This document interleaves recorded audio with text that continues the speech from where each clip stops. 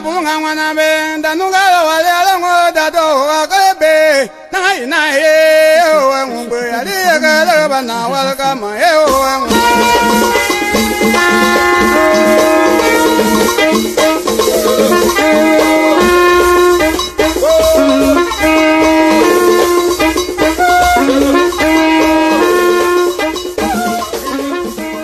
Shalom à tous bien-aimés, frères et sœurs, grâce et paix sur vous au nom du Mashiach notre Adon. Bienvenue au sacerdoce du Nazir, la voix sainte. Je suis le Kohen Hanazi Nezeria et je viens échanger avec vous sur un sujet assez important. Alors le thème que nous allons développer aujourd'hui est le Yom Teruah. Le Yom Teruah qui signifie jour des clameurs ou soit jour des trompettes.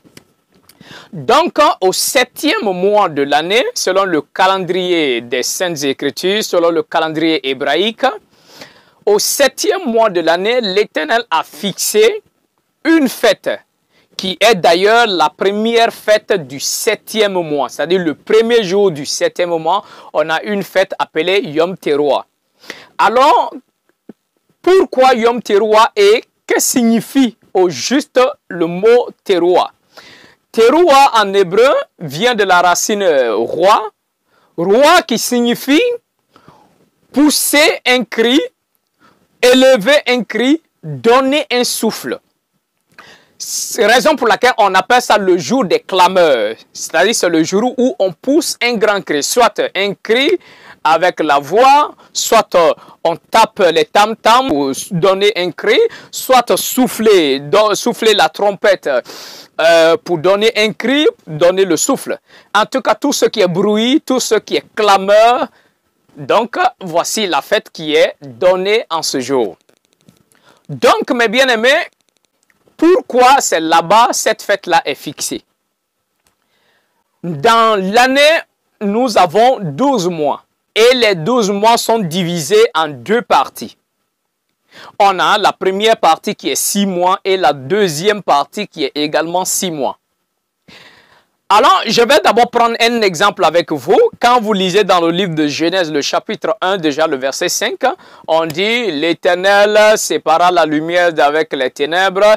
Ainsi, il y eut un soir et il y eut un matin. Ce fut le premier jour. » Donc, vous voyez que dans ce passage, un jour de 24 heures est composé de deux parties. Il y a la partie jour, où il y a la lumière naturelle du soleil, et il y a la partie nuit, qui est également dominée par la lumière de la lune.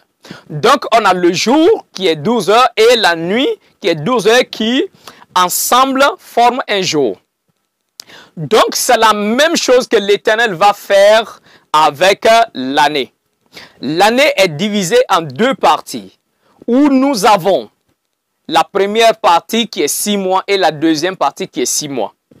Donc, pour vous dire que dans les Saintes Écritures, il y a deux débuts de l'année. C'est-à-dire l'année commence deux fois. Pour mieux comprendre, comme je vous l'ai dit, l'année est de 12 mois, divisée au milieu. D'un côté, on commence au premier mois, qui est le mois d'Abib ou Aviv, que certains appellent aussi Nissan. Et ça se termine au mois d'Elul. Elul, c'est le 6e mois. Donc, c'est comme si il y a d'abord une première partie de l'année, qu'on appelle également l'année journalière. Bon, beaucoup de personnes ne connaissent pas cette notion. L'Éternel va comme ça fixer deux débuts d'année. Donc, l'année de 12 mois est composée de deux parties. La première partie, on a 6 mois. Donc, les 6 mois sont aussi appelés l'année journalière. Et du 7e mois au 12e mois, les 6 derniers mois sont appelés également l'année nuteuse. Donc, pourquoi parler de l'année journalière et de l'année nuteuse? C'est l'année journalière et l'année nuteuse ensemble qui forment une année complète de 12 mois. Donc, je ne sais pas si les gens vont arriver à me comprendre aussi facilement. La première partie de l'année est de 6 mois, appelée l'année journalière. Et la deuxième partie de l'année est de 6 mois, appelée également l'année nuteuse. Donc, l'année journalière, c'est quoi? C'est les 6 premiers mois de l'année durant lesquels le jour est plus long que la nuit. OK? Si vous pouvez remarquer, même les écrits nous le disent dans le livre du Père Hanoch, le chemin nous est bien dit. Le Père Hanoch nous dit dans les Saintes Écritures qu'au premier mois de l'année, c'est-à-dire l'année journalière, le premier mois de l'année, c'est-à-dire le mois de Nissan ou bien le mois d'Aviv, il dit le jour est de 10 parties et la nuit est de 8 parties. Donc pour dire que le jour qui est 10 parties, 10 et 8, qu'est-ce qui est plus long? Donc le jour est plus long que la nuit, au premier mois de l'année. Quand nous passons au deuxième mois de l'année, ça va encore un peu plus loin. Le jour devient de 11 parties et la nuit devient de 7 parties. Donc pour vous dire que le jour devient encore un peu plus long que le premier mois. Donc, au troisième mois de l'année, qui est le mois de Sivan, là encore, ça devient plus grave. Le jour devient plus long que la nuit, parce que le jour est de 12 parties et la nuit est de 6 parties. Pour vous dire que même le jour sera le double de la nuit. Quand nous passons au quatrième mois, le jour commence à diminuer un peu. Donc, au quatrième mois, toujours, le jour est de 11 parties et la nuit est de 7 parties. Le cinquième mois, le jour est de 10 parties et la nuit est de 8 parties. Et au sixième mois, le jour et la nuit deviennent égales. C'est à partir de ce moment qu'on appelle l'équinoxe d'automne, où le jour est égal à la nuit. Donc, les 6 premiers mois de l'année, c'est durant la période où le jour est plus dominant que la nuit. C'est une période dans laquelle le jour dure plus que la nuit. Raison pour laquelle cette première partie de l'année est appelée l'année journalière. Donc, c'est l'année journalière là où l'Éternel dit, ça commence au mois de Nissan ou au mois d'Aviv. Selon Exode, le chapitre 12, le verset 2, l'Éternel parla à Moshe et à Aaron dans le pays d'Égypte en disant, ce mois-ci sera pour vous le premier mois de l'année, ça sera pour vous le premier mois de l'année. Donc, quand nous rentrons dans le mois, automatiquement, on commence à faire Pessar, les pains sans levain, la fête des gerbes. Nous passons également à Shavuot, tout ça. OK? Maintenant, après les 6 premiers mois de l'année, maintenant nous rentrons dans le 7e mois de l'année. Donc, l'Éternel précise aussi que le 7e mois de l'année est le début de l'année nuteuse. Donc, du 7e mois au 12e mois, c'est une période où la nuit devient plus longue que le jour. Raison pour laquelle on lui a donné le nom de l'année nuteuse. Parce que c'est une période où la nuit est plus longue que le jour. C'est durant cette période que quand vous vous couchez, la nuit, le jour ne se lève pas vite. Tu dors, le jour ne se lève pas vite. D'accord? Alors, le 7e mois de l'année, la nuit devient de 10 parties et le jour devient de 8 parties.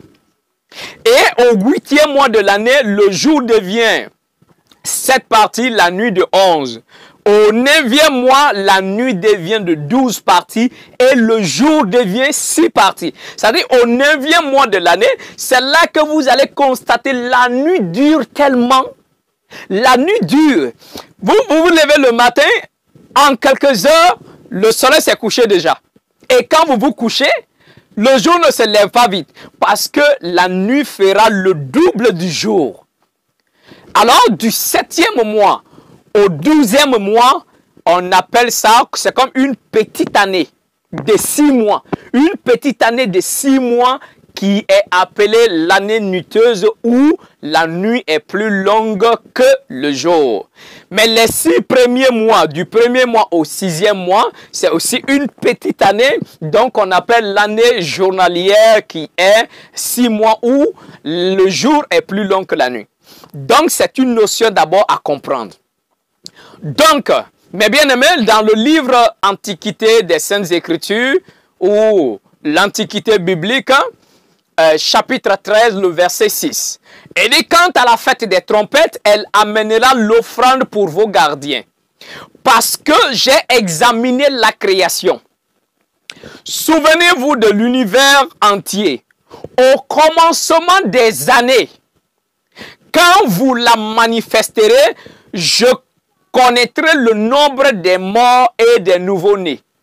Donc le passage nous dit que durant la fête des trompettes, c'est-à-dire le 1er jour du 7e mois, et nous dit, nous devons apporter des offrandes pour nos gardiens. Il veut parler de nos anges gardiens, bien sûr. L'Éternel dit parce qu'en cette période-là, il a examiné la création et il nous demande de nous souvenir de l'univers entier. Pour dire qu'au 7e mois de l'année, c'est une date que le Seigneur a fixée qui donne le souvenir de la création du monde. Le 7e mois de l'année. Donc, c'est un jour qui rappelle la création du monde. Et après cela, l'Éternel dit au commencement des années. Quand vous manifesterez cette fête. Donc, l'Éternel précise que le 7e mois est aussi le commencement de l'année. Raison pour laquelle on dit dans une année de 12 mois, on a 2 petites années de 6 mois, 6 mois. La première année, on commence, c'est une petite année de 6 mois qui commence au 1er mois et ça se termine au 6e mois. Au 6e mois, nous nous considérons comme à la fin de l'année. Et au 7e mois, nous nous considérons comme nous sommes au début de l'année. Et quand nous arrivons au 12e mois, nous sommes à la fin de l'année. J'espère qu'on se comprend, mes bien-aimés. Alors, l'Éternel dit, à la fête des trompettes, au commencement des années, quand nous allons manifester cette fête-là, il va savoir quel est le nombre des morts et des nouveau-nés en Israël. Donc, pour vous dire que c'est une période où le Seigneur fait le bilan de la création du monde, où le Seigneur examine de nouveau la création afin de savoir durant les périodes qu'est-ce qui est mort, qu'est-ce qui est resté vivant. Alors c'est une occasion pour nous, bien sûr, de prendre un nouveau départ, le 7e mois. C'est une occasion pour nous de naître de nouveau. C'est une occasion pour nous de prendre un nouveau départ devant le Seigneur par la vie qu'il nous accorde. Donc, mes bien-aimés, comme la parole nous dit dans Lévitique, le chapitre 23, le verset 23 à 25, voilà ce que la parole dit. Ahaya Yahuwah parla à Moshe en disant, parle aux enfants d'Israël et dis-leur, le 7e mois, le 1er jour du mois, il y aura un jour de repos pour vous. Un mémorial au son de la trompette, une sainte convocation. Vous ne ferez aucun travail, aucun service. Vous offrirez à Ahaya Yahuwah des offrandes consumées par le feu. Donc, le 7e mois de l'année, le 1er jour, l'Éternel fixe là la fête des clameurs, la fête de Yom Teruah. Parce que c'est une période où il va faire le bilan de la création. Qu'est-ce qui est mort? Quel est le nombre des morts et quel est le nombre de ceux qui sont restés vivants, le nombre des nouveau-nés. Alors, pour vous dire que le 7e mois est aussi le début de l'année. Raison pour laquelle nos frères juifs Khazars qui sont en Israël, ils ont pris le 7e mois qu'ils appellent Tishri comme le début de l'année. Donc, ils considèrent la fête de Pessah, ils considèrent le mois d'Aviv comme le début de l'année religieuse, n'est-ce pas? Et au 7e mois, ils prennent ça comme le début de l'année civile.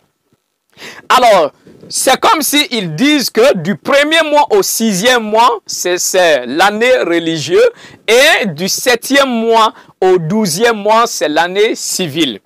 Donc, c'est pour vous faire comprendre que notre année de 12 mois est divisée en 2 parties. 6 mois, 6 mois. Les 6 premiers mois sont appelés l'année journalière chez nous, mais eux, ils appellent ça l'année religieuse.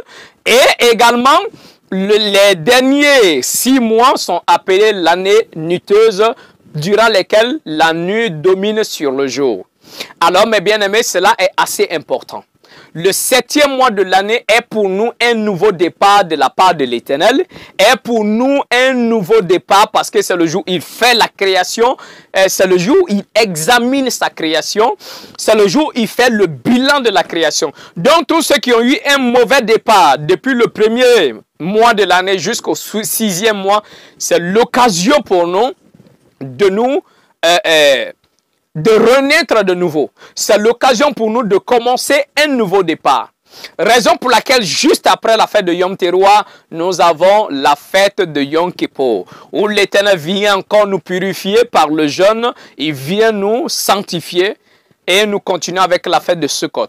Que le Père nous accorde sa grâce. Alors voici ce que nous pouvons dire concernant la fête de Yom Teruah. Que le Père nous accorde la bonne compréhension de sa parole. C'était le Kohen Hanazi Nezeria et moi je vous dis Shalom. Na